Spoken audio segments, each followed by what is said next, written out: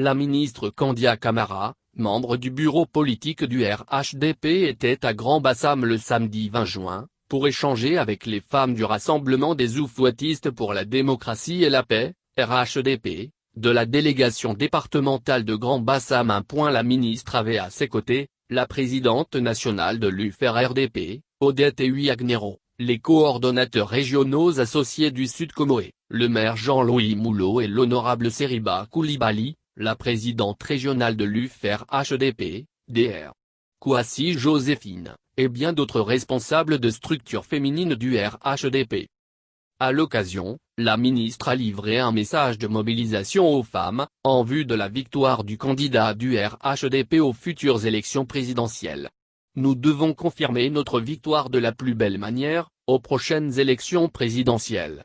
Et les facteurs sont l'union, la cohésion et l'inscription effective sur la liste électorale, a-t-elle lancé. Kandia Camara a en outre, mis les femmes en mission en les invitant à amener leurs camarades et leurs enfants à se faire enrôler. Votre mission est de faire en sorte que les femmes qui ne sont pas encore au RHDP, nous rejoignent, a-t-elle insisté. Kandia Camara à Bassam. La ministre en a profité pour appeler au strict respect des mesures barrières dans le cadre de la lutte contre la Covid-19. Dr.